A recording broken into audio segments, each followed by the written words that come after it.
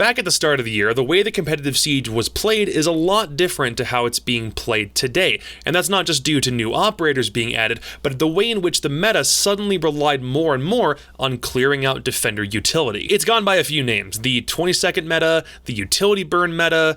Gregor called it the gadget soak meta a while back, and coming from the guy who names all of the gadgets really funny things. Blackbeard's gadget is the go fuck yourself. High bandwidth digital go fuck yourself. I guess that's not as silly of a name as I was expecting, but they're all completely applicable. Siege has always been more than your traditional FPS, in that the team with the best use of their gadgetry will usually retain an advantage over the other.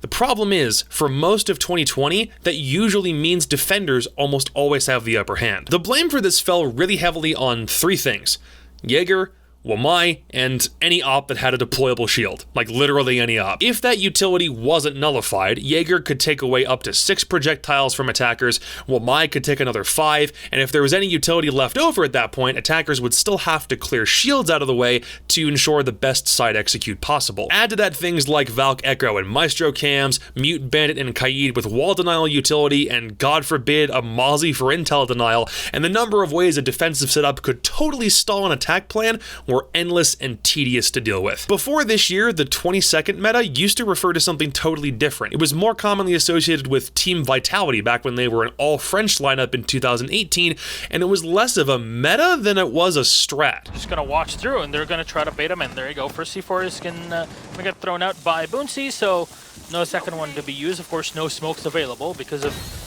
Gonfi's erratic positioning, and he just walks in, and Zephyr finds the shot. The Thermite's on the opposite end, but the C4 from Wookie will connect. He'll find another one as Shate will get the kill. The fuser's not been set, as remember, the Thermite had already been down. Spark, the Ash, will have to pick up the diffuser, but Apox will walk into Shate. The diffuser being set by Spark, but they're all going to converge on him. And the Ash, no, he's right next to him. Spark will Spark will clutch shit. What? They tended to hang back for the majority of a round and confine their execute to around those last crucial 20 seconds. They definitely did get flack for maybe wasting more time than other teams did, but when they finally made their push, they at least had some utility left with which to do it. The utility burn meta that we've just gone through in 2020 is a forced 20-second meta, in that attackers would spend so much time in utility taking apart a defensive setup and also trying to not die, that the only time you'd have left with to push would be that last 20 seconds. And you might have one smoke and a flashbang in your back pocket if you were lucky. By the way, the whole concept of flashes basically turned from device to blind opponent to rock to throw through window to burn Jaeger ADS. Bad enough that if your team wasn't running like 3 operators with flashbangs to get rid of all that utility, you were kinda trolling, and we had to do a pretty fair amount of shouting at Yubi before we finally got the changes to help alleviate this. Operation Neon Dawn's launch a little while ago had a lot of really good things in it. Game looks a lot sharper, runs smoother, Hibana got an X-Kairos rework, Aruni's a lot of fun to play with and has tons of potential, but I think the things we paid the most attention to were the nerfs to Jaeger and WannaBe, the removal of a couple of shields, and a very subtle Ash change that might restructure the way she's played completely. The entire idea was to nullify those insanely powerful projectile wasters and try to swing things more towards the attacking side.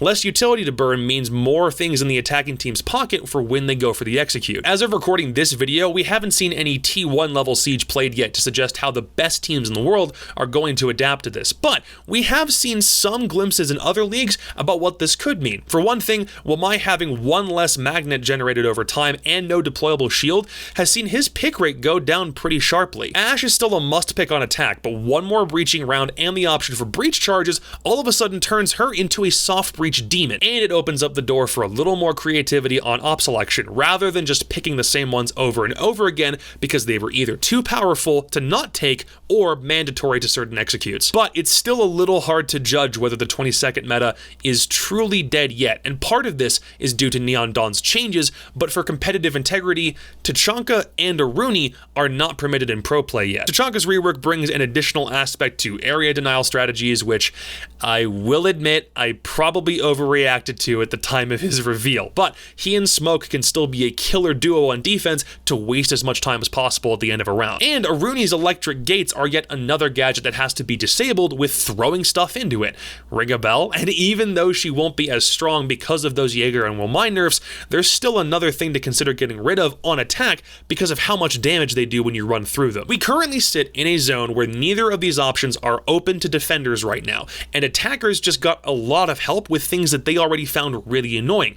So the play of Siege might speed up a lot on the competitive side of things over the next couple of months. Remember, Siege has never been just a straight shooter game. Utility counterplay will forever be a core part of this game, just as much as bullet holes, console players getting DDoSed, and the Pojo Man banana meme. And while that's definitely not going away, even seemingly small shifts like this is a good sign. You don't want the defenders to always be trumping the attackers on their effectiveness. If you can level the playing field out, even on a very small or subtle way, the game becomes a lot more fun to play, especially when you're not forced to play certain ways out of necessity, and you can be a lot more flexible. Neon Dawn is probably one of the best patches that we've seen come to Siege for a really long time, and I am keen to see how these changes translate to competitive play, and the first time that we're going to see this happen in T1 competition is with the ending of the Canadian season in the NAL this upcoming Friday. It's a relegation game and the best of 5 grand finals, and your boy's back on the analyst desk. For some reason, they wanted to hire me again so I can complain about not having a Predator laptop and eating sandwiches too loudly. So if you want to see this meta work in action, then please head over to twitch.tv/rainbow6 on Friday the 11th to see how this meta is going to shake out and to watch me embarrass myself on stream. What do you guys think about how these changes might affect things competitively? Would love to know if you have any differing opinions in the comments. Please don't hesitate to let me know. Hit up my Twitter, my Twitch, and this YouTube channel for more in the coming days. Please and thank you, and I will see you later. Peace.